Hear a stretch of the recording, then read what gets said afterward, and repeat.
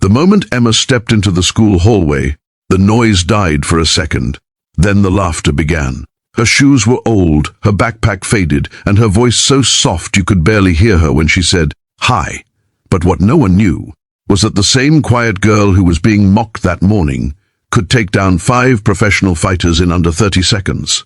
They thought she was weak. They were about to learn what strength really meant, not just in fists, but in heart. Chapter 1. The Quiet New Girl. It was the first day at Ridgeview High, a school known for its sports trophies, fashion trends, and cruel hierarchies. The moment Emma walked in, she stood out, not in the way people admire, but in the way they target. Her clothes were simple, her eyes gentle, and she carried herself with calm humility that high school rarely respects.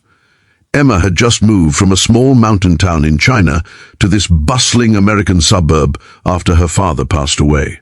Her mother had taken a janitor's job at the same school, hoping to give Emma a better future. But high school wasn't kind to outsiders. The first encounter came at lunch. 3 girls from the cheerleading squad, Tessa, Mia, and Harper, blocked her path as she tried to find a seat. "Oh, look, the new girl brought homemade food," Tessa mocked, peering into Emma's lunchbox. "What is that smell? Soy sauce and sadness?" The table erupted with cruel laughter. Emma just lowered her gaze, closed the lunchbox and whispered, "It's okay," before walking away. That single act, not fighting back, made her the perfect target in their eyes. From that day, the teasing turned into full-on harassment. They'd shove her books off her desk, spill water on her homework, and whisper as she passed. Even some teachers turned a blind eye. After all, she was just a quiet foreign kid who didn't want trouble. But every night, when Emma got home, something changed. While her mother mopped the cafeteria floors, Emma trained. Her small apartment living room became a dojo. She stretched, punched, kicked, and moved with the precision of a warrior. Her father, a respected kung fu master, had trained her since she was 5. He used to say, "True strength is silent until needed," and Emma lived by that. One afternoon, during gym class, the bullying escalated. The teacher stepped out for a minute, and that's when Tessa and her friends cornered Emma near the bleachers. "Show us some of your ninja moves, huh?" Mia sneered. "Or are you too scared?" Emma tried to leave, but Tessa grabbed her shoulder and shoved her. The entire class began recording on their phones, expecting to see the new girl cry. But what happened next froze everyone. When Tessa pushed again, Emma moved. Fluid, fast, graceful. She grabbed Tessa's wrist and twisted just enough to make her drop to her knees. Not breaking, not hurting, just controlling.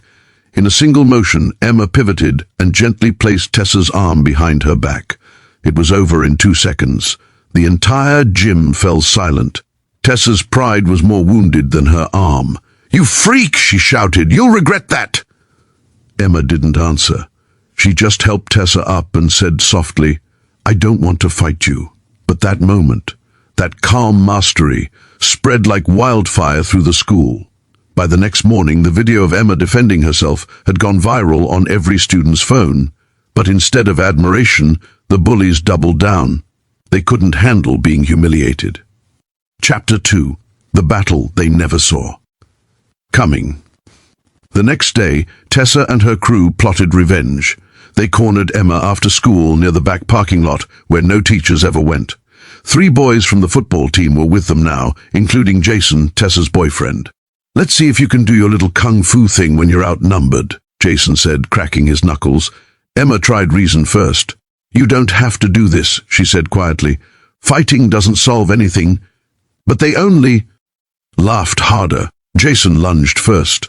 Emma sidestepped with lightning speed, his punch slicing air. She tapped his shoulder, spun around and swept his leg. He fell hard, not injured, just stunned. Then Mia ran forward. Emma blocked her punch, using her own momentum to flip her to the ground. It wasn't anger driving her. It was control, precision, balance. Every movement was deliberate. Every strike was protective, never cruel.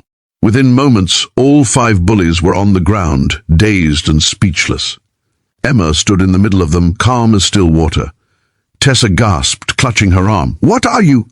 Emma looked at her, her voice soft but steady. "Someone who learned not to hurt others, even when she could. The next day, the school was buzzing. Videos of the backlot fight spread across social media, but something unexpected happened. People didn't mock her this time. They admired her. Students started approaching her, asking about her training, her philosophy. Teachers praised her discipline. Even the principal called her into the office, not for punishment, but to thank her for showing restraint. Emma's mother cried that evening when she heard the story, not because her daughter fought, but because she stood up for herself without losing her kindness. That night, Emma went to her father's old training mat, placed her hand on it, and whispered, "I did it, Dad. I used it the way you taught me." Weeks later, the same bullies who once mocked her came to her quietly during lunch.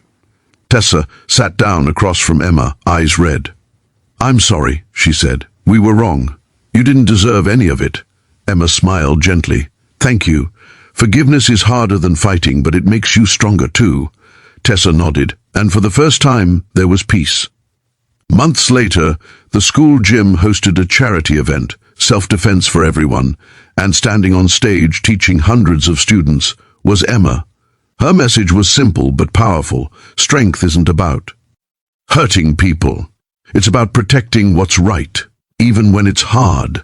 The bullies who once mocked her now trained beside her, and as the crowd cheered, Emma smiled through tears, not of pain but pride, because sometimes the quietest person in the room carries the loudest strength of all.